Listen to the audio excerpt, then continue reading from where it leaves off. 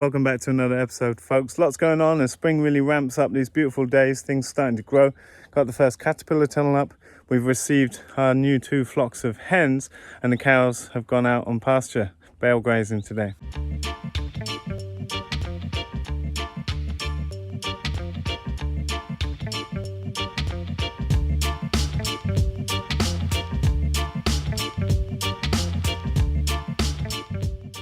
There's times when I really wish I could just share more moments of my life when I'm not thinking of making any kind of video or whatever. I just spent the last 2 days doing a conference call-based training for the only regenerative agriculture training actually in European university. And it's fun for me to do these kind of things. I'm used to doing online training stuff. But we got into some good topics. We talked in the first day about regenerative agriculture and about our approach to our farm, and then the wider aspects of regenerative agriculture. And then today was really focused on market gardening, but we got into some interesting topics at the end, like thinking about the permaculture movement and regenerative ag and what the differences are and why we still call ourselves Ridgedale Permaculture, etc. I wish I could get you in as a fly on the wall on some of those occasions, because I don't think I could speak about it in the same way just speaking to the camera. You know, when it's an engaged conversation, I feel much more impassioned to speak about, you know, what's true for me and what my insights and experience are. Oh no, we were in town sending packages away and we just heard the birds already arrived, so we're late for the party.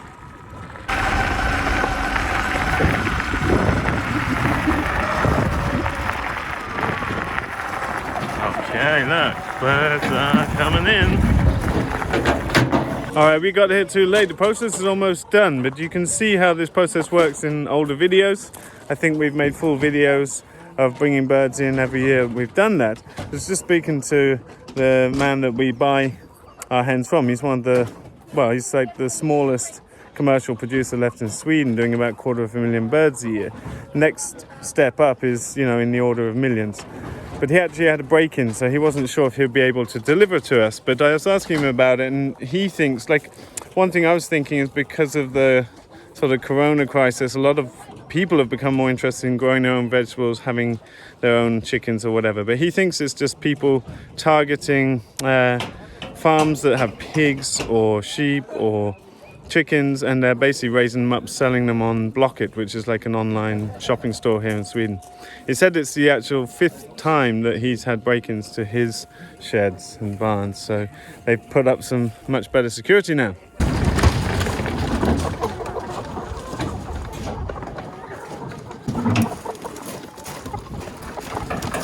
So 12 birds to a crate. These are young birds obviously, so they're not in lay for a month yet. So they're a little bit lighter than they will be when they're fully grown up. And as we always do, we put the birds in here, and they're not used to being put in this kind of environment, so we will leave some food and water and just leave them here overnight before opening the doors tomorrow. So you can hear the commotion on the outside, but that's fine. It's a big day, big stressful day of change for the birds, but they settle down pretty quickly. As soon as we leave here, I'm just going to get a view underneath. You can see them. Yeah, as soon as we leave them alone now, in half an hour, if I came back here, it'd be quiet and they'd all have settled down. The important thing is just not to put any additional stress on, so we'll leave them water and food, and we'll just leave them here overnight. They haven't got the back supports down on this one, which is not ideal. You want to have these down to keep it stable so they can't roll. I see they've chocked the wheels, but it seems a little bit inconvenient. Then these birds won't really actually come out of here. It usually takes 3 or 4 days, and the first brave bird will come out on the ramp and then come back in. And it takes a few days till they start really coming out and exploring. The first days they do come out, they just sit under the eggmobiles. But then we have the lights on at night to encourage them to come back in, and give it a week or so, and then you see on the clip at the start of the video, as soon as you open the doors, they're out in a big rush. Ragnar's got an insect. Wow, look at the color on that. That's, I don't know what that is, but it's cool. It's almost like it's got a light in its belly. So, hens back at the farm. We've got 2 flocks filling these 2 egg mobiles, and that's gonna give us plenty of good eggs this year.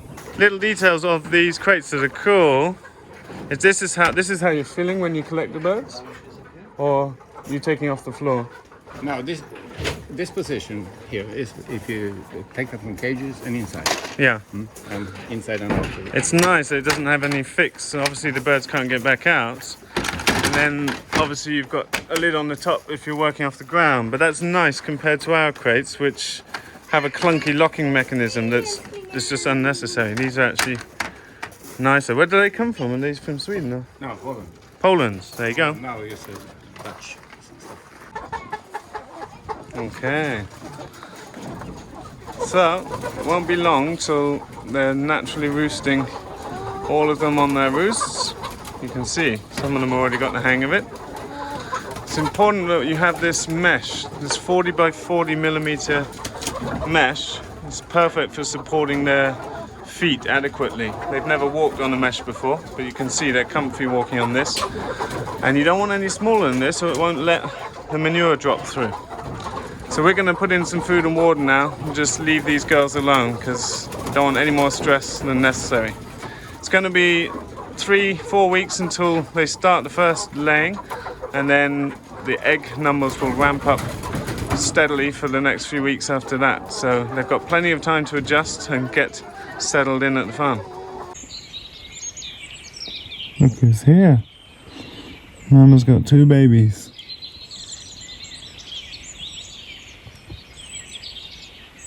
That's the first elk I've seen this year.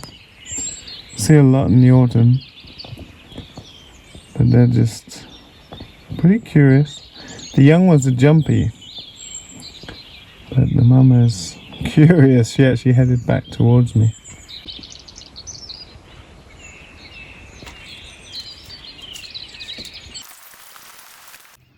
I just checking the fish stocks in my pond.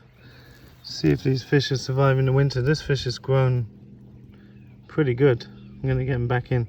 Wow, that was crazy. I just went down I wanted to know if the fish are surviving the winter because I put a couple of fish in there a few years ago.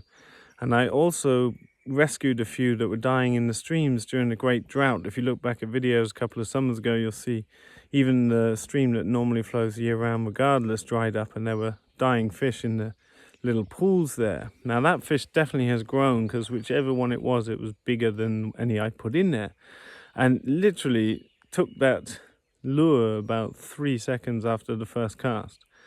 So that's pretty amazing. I've always wanted to grow fish in this pond because it's 250,000 litres, and I used to read accounts of the monks in England in the 16th century. They would grow 1,000 trout in a pond that size. Now obviously there would be big nitrate runoffs and all kinds of issues that wouldn't be allowed today, but there's a good case for stocking ponds with intensive storable fresh protein in aquaculture systems because they're not fighting gravity, they're not fighting cold because they're cold-blooded, and so they're very energy efficient creatures. And so I'd love to get more into that. I haven't found people that I could get fingerlings off yet, but also brown trout don't take so well to feeding, whereas rainbow trouts from a hatchery would take much better to conventional feeding. But the aim with stocking that pond is A, make more uses of the pond, but B, put fertility in that pond that would translate to fertilization for the market garden. So we'll see, but that was exciting. I was not expecting to get a big impact from a little fish like that in the first few seconds. They're amazing sport fish. I grew up fly fishing, and whilst I was spinning then, it's amazing to see how energetic these fish are. And great to see they've survived the winters, and I guess there's half a dozen in there. They seem to be growing really well. It's too dark. Second day in a row I've seen elk. Mama and a calf. They'll probably come across the headlights soon. So gangly. It's like hard to believe they're even real. Aha, noisy girls and boys. We're taking the cows out because they have got too angsty seeing the grass growing. Now we're going to be bale grazing for a little while yet. And so the decision to make at this time of year is how to graze when the grass is so early in growth. And what we'll do is try and keep them as long as we can on a little sacrificial spot. We're up on the neighbour's land, so we've got a little pathway going around to their paddock. But they have been bawling this morning. They are excited to come out. Come on, girls. Okay, look who's excited. These calves are going to go bananas. Hello, Clover May, Mrs. Boss Cow. Come on then. Hey, up, up, up, up, up. Let's go. Violet's daughter's off. She's often the troublemaker that wants to go and find ways to escape, but they are super excited just to see even the first baby growth. What we've got to do is make sure the calves get up here. Off-roading. Well, the calves are still lagging behind. They're a little bit jumpy, but the other ones have started to make it through, so they'll come in the end. And I've decided not to try and harass them through because they're just too jumpy, but they'll have their mamas come back for them and they'll soon work it out. It's going to be really nice for them to be able to run and jump and stretch their legs. Oh, not sure where to go. Shoes on your hands? Is that because you're... I can run real fast. Go like that. Like this. Nice. Good thinking. Ready for anything. Okay, everyone's here. It's so funny. I guess most people have seen videos of cows coming out in spring, but they kind of don't know what they're doing. They're just grazing frantically, zooming around to new spots. What you see as we start to go onto our managed grazing plan is every time we open up a new little paddock, they're judiciously working their way through it. Right now it's just happy to eat something fresh and green. Now these fields are much poorer than our land.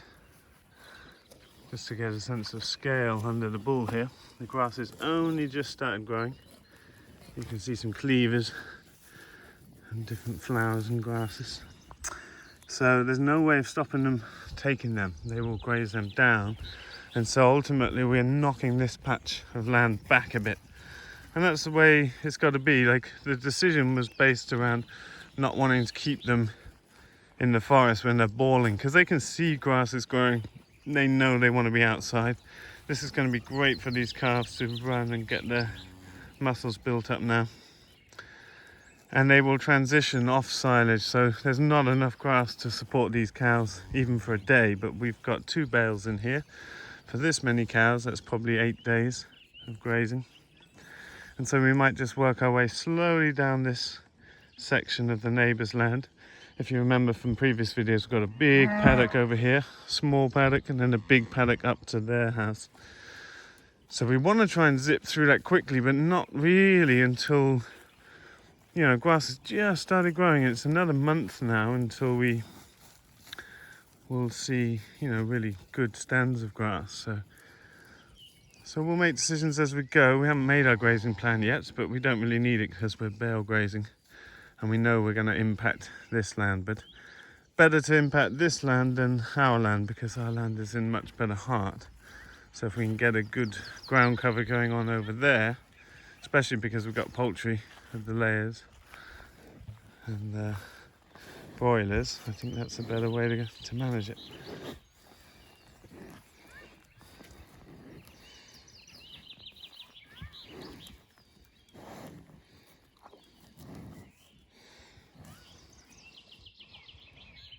Proud Papa. So we're actually going to cut and roll out this whole bale. Now that's a common thing that people do, but for much larger amounts of animals, because once you open, this is haylage as opposed to silage, it's very dry, and so that in some way respects the physiology of the cow better, because it's not totally pre-digested. But when you open these bales, they start to go off due to reactions with the air. So it's perhaps, I mean, we have so much, and we're going to cut again early this year, because then we'll get a grazing in later to allow us to graze into the winter. So we don't have any shortage of it. And actually this land has got some really bare patches from when they did the forestry work, because they brought all the logs in through the neighbours here.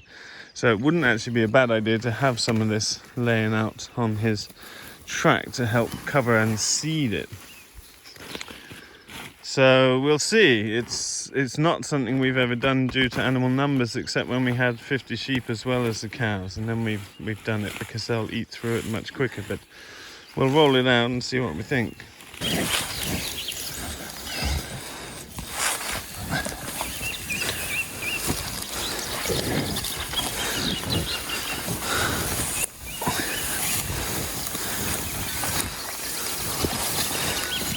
What's up, cow?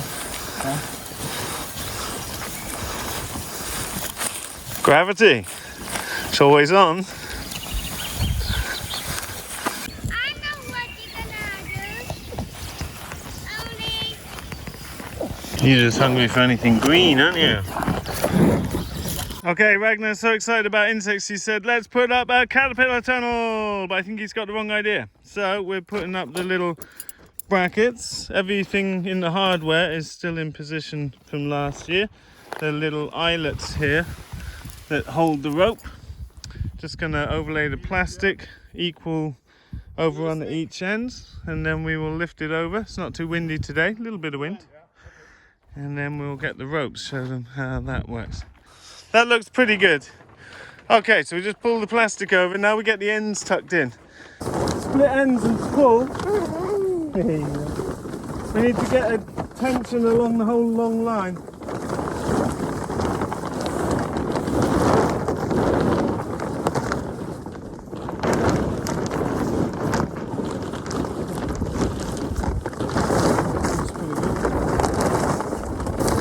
And then you can bunch from there.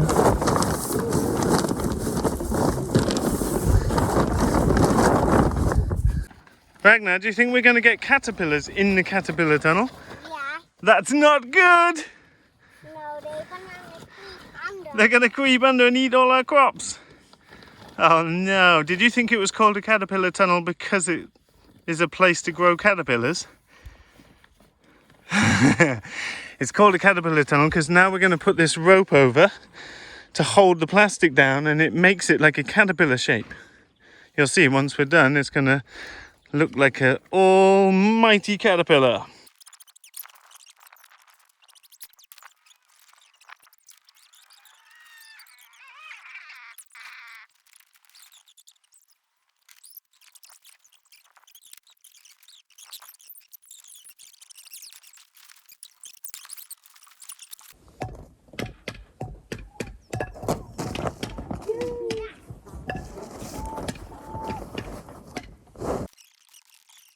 So these tunnels are extremely cheap, they're portable, quick to install, and you can move them season to season if you need to. These are the ones we supply, having improved the design on the Farmer's Friends model with the ends that we've created to allow for a shorter end, manufactured in the UK to save shipping plastic and metal across the Atlantic.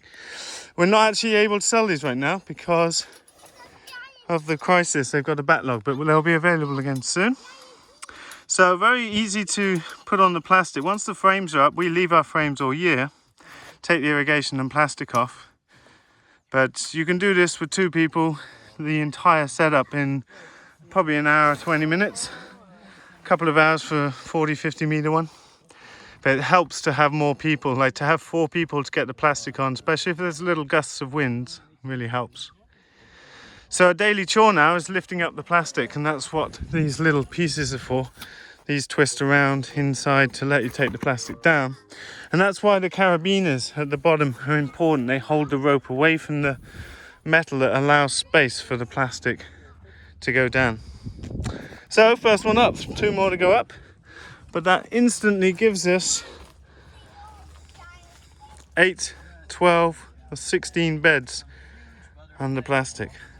Just in the time it took to put the string on, the inside temperature in here has gone up by probably 15, 18 degrees. It's probably 16 degrees outside, but it's already up in here. It's probably over 30. Would you look at that? Johanna, what is this? Yeah. This is a Swedish thing. What is it? Oven pancake with ham, our ham. Ham from the forest, eggs from the chickens. Okay. Ham from the I guess forest. Yeah, pigs that were raised in the forest. Okay, little update in the lean-to. First of the winter squash, they're going into the old trial patch just to make some crops for ourselves. Cucumbers are coming on with their first leaves. Got some more up here. It's a bit tight in here for space. Look at these tomatoes coming on. These have just, I'm gonna just zoom out a bit so we can see that. But these are quite prolific. Now the trouble with this is that it's still a little while until they can come out. So we're not grafting tomatoes anymore. We're choosing to grow indeterminates on their own roots, and we feel like the soil care that we do eliminates the need for that. The only thing we've had trouble with is deficiency. We had blossom end rot on one row that you'll remember from old videos where we made our own Calphos solution using eggshell from the farm. But these are looking quite incredible. They look very healthy. So happy about that. Over here we've got the parsleys developing in their paper chains. Lots of multi-sown turnips. Now we do see with the purple top you get way too many seeds per cell, so we'll have to be thinning those out, but we'll do that when we're planted because that's going to be easier. That works a lot better with the Hackeri. You get a lot better division of seeds just because the holes are smaller. First beans coming on here nicely. More multi-sown turnips. Things looking good. Beets, more beets. So there's a lot of stuff outside hardening off now. But this place is looking pretty full. We've got trays right up on the top. Some modestone lettuce down there. And we've got some corianders and more kales and broccolis and lettuces. So pretty full in here. Now these days we're getting 20-degree weather. So the tunnel is, the lean-to is a little bit hotter. It's up at 24 right now in the middle of the day, despite the fact the doors are open. That's okay though. Everything's doing great, and it seems like no frost for quite some time. You never know, it can get cold again, but super impressed with these tomatoes. Can't wait to get them out in the tunnel. So I've still got the other 2 caterpillar tunnels to get up very shortly. But I've been spending some of my time now doing interviews for the Farm Like a Hero tour.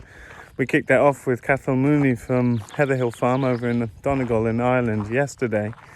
Amazing interview. What an amazing young man. He set up a whole multi-enterprise diverse farm totally on his own and is doing great time and motion studies and business.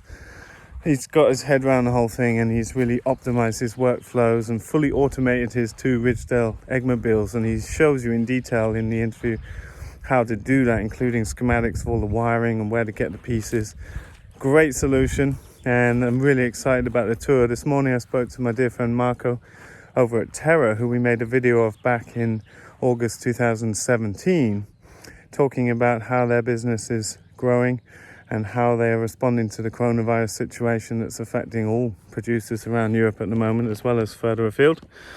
And then a really interesting talk looking at how they implemented many of the changes that, well, I think all of the changes I recommended them to drive bigger production on the same square meterage rather than the typical response, which I've seen over and over again, which is to increase the amount of production to get more revenue. And sometimes it really pays to double down on what you're already doing, and if anything, get smaller. And that's exactly what they've done, driving 60,000 euros more revenue by using less space than they were before. So that's an incredible interview too. Now, these interviews will have little teasers that come out on YouTube, but the full interviews will be found in our Farm Like a Hero membership site, which will be launching very soon, I hope, if all goes to plan. Now, it's a low-cost membership site. The aim is that everyone can be included that's serious about these things. It's going to be equivalent to like the price of a coffee per week for 2 or 3 long-form interviews, as well as a Facebook group and live weekly questions and answers with me. And then we're compiling a book of 75 or more of the best regenerative farmers in Europe, in complementing the interviews that we have with more detailed technical stuff about each farm, to create an amazing resource for people to be able to see what's going on in different places around Europe. It's going to be super exciting, so stay tuned for that, and can't wait to be able to share content with a lot of you in that way. Look, soil erosion.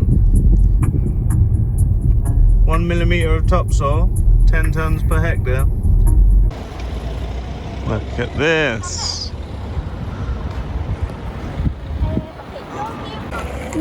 Dale, para.